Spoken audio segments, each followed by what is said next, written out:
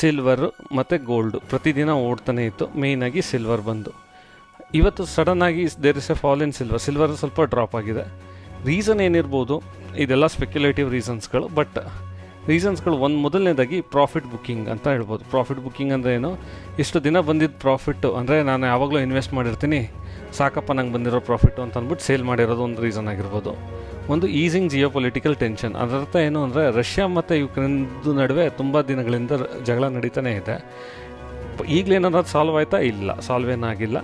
But USA ಮತ್ತು ಉಕ್ರೇನ್ದು ಲೀಡರ್ಸ್ಗಳು ಒಂದು ಮಾತುಕತೆ ನಡೆಸಿ ಏನೋ ಪಾಸಿಟಿವ್ ಒಪಿನಿಯನ್ನ ಪೋಸ್ಟ್ ಮಾಡಿದ್ದಾರೆ. ಅದರ ಅರ್ಥ ಏನು, ಇದು ಸಾಲ್ವ್ ಆಗುತ್ತಾ ಗೊತ್ತಿಲ್ಲ, ಯಾಕಂದರೆ ಈ ಥರ ತುಂಬ ಸಲ ನ್ಯೂಸ್ ಬಂದಿದೆ.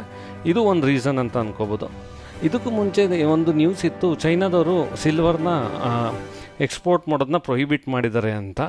ಅದು ಕಂಪ್ಲೀಟಾಗಿ ನಿಜ ಅಲ್ಲ. There is a small gap in that. ಏನಪ್ಪ ಅಂದರೆ, ಚೈನಾದವರು ಈ ಯಾವ ಕಂಪನಿಗಳಿಗೆ ಲೈಸೆನ್ಸಿಂಗ್ ಇಲ್ಲ ಅವರು ಎಕ್ಸ್ಪೋರ್ಟ್ ಮಾಡೋಂಗಿಲ್ಲ. ಯಾರ ಕಂಪನಿಗಳಿಗೆ ಲೈಸೆನ್ಸಿಂಗ್ ಇದೆ, ಗೌರ್ಮೆಂಟ್ ಅಪ್ರೂವಲ್ ಇದೆ, ಅವ್ರಿಗೆ ಬೇಕಾದ್ರೆ ಎಕ್ಸ್ಪೋರ್ಟ್ ಮಾಡ್ಬೋದು ಅಂತ ಬಂದಿದ್ದಾರೆ.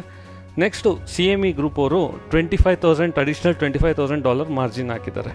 ಅದರ ಅರ್ಥ ಏನು, CME ಗ್ರೂಪ್ ಬಂದು ಒಂದು ಡೆರಿವೇಟಿವ್ ಬೇಸ್ಡ್ ಕಂಪನಿ, ಅಂದರೆ ಡೆರಿವೇಟಿವ್ಸ್ ಮಾಡುತ್ತೆ. ಡೆರಿವೇಟಿವ್ಸ್ ಅಂದರೆ ಏನು ಅಂತ ಇನ್ನೊಂದು ವೀಡಿಯೋದಲ್ಲಿ ಕವರ್ ಮಾಡ್ತೀನಿ. ಈಗ ನಾನೇನೇ ಟ್ರೇಡ್ ಮಾಡಬೇಕು ಅಂತಂದರೆ ಮಾರ್ಜಿನ್ ಮೂಲಕ ಬೈ ಮಾಡ್ಬೋದು. ಮಾರ್ಜಿನ್ ಅಂದರೆ ನಂಗೆ ಸ್ವಲ್ಪ ಎಕ್ಸ್ಟ್ರಾ ಕೊಲ್ಯಾಟ್ರಲ್ ಕೊಡ್ತಾರೆ ಕಂಪ್ನಿಯವರು. ಅಂದರೆ ನನ್ನ ಹತ್ರ 10,000 ಇತ್ತು ಅಂತಂದರೆ ಬೇಕಾದ್ರೆ 50,000 ಸ್ಟಾಕ್ನ ಪರ್ಚೇಸ್ ಮಾಡೋದು. ಆ 40,000 ಗ್ಯಾಪ್ ಇದೆಯಲ್ಲ, ಅದನ್ನ ಮಾರ್ಜಿನ್ ಅಂತ ಹೇಳ್ತಾರೆ. ಸೊ ಅದಕ್ಕೆ ಒಂದು ಫಿಕ್ಸ್ಡ್ ಪ್ರೈಸ್ ಅಂತ ಇಡ್ತಾರೆ, ಅಂದರೆ ನನಗೆ ಇಷ್ಟು ದುಡ್ಡು ಇರಲೇಬೇಕು ಅಂತ. ಸೊ ಅದೇ ಥರ CME ಗ್ರೂಪ್ ಅವರು 25,000 ಈಗ ಎಕ್ಸ್ಟ್ರಾ ಅಕೌಂಟಲ್ಲಿ ಆ್ಯಡ್ ಮಾಡಲೇಬೇಕು ಅಂತ ಹೇಳ್ತಾ ಇದ್ದಾರೆ. ಇನ್ ಕೇಸ್ ನಾನೇನೋ ಒಂದು ಮಾರ್ಜಿನಲ್ಲಿ ಬೈ ಮಾಡಿದ್ದೀನಿ, ನಾನು ಆ ಮಾರ್ಜಿನಲ್ಲಿ ಬೈ ಮಾಡಿರೋದನ್ನ ನಾನು $25,000 ನನ್ನ ಅಕೌಂಟಿಗೆ ಆ್ಯಡ್ ಮಾಡ್ತಾಯಿಲ್ಲ ಅಂದರೆ ಏನು ಮಾಡ್ತಾರೆ ಅಂದರೆ, CME ಗ್ರೂಪ್ ಅವರು ಅಲ್ಲಿ ಇರೋ ನನ್ನ ಆ ಅಕೌಂಟಲ್ಲಿರೋ ಪ್ರಾಡಕ್ಟ್ನ ಸೆಲ್ ಮಾಡಿಬಿಡ್ತಾರೆ.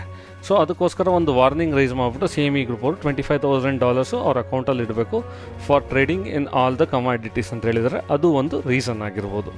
ಸೊ ಇಷ್ಟೆಲ್ಲ ರೀಸನ್ ಕನ್ಸಿಡರ್ ಮಾಡಿ ಪ್ರಾಬಬ್ಲಿ ಸಿಲ್ವರಲ್ಲಿ ಸ್ವಲ್ಪ ಡೌನ್ ಟ್ರೆಂಡ್ ಇರ್ಬೋದು.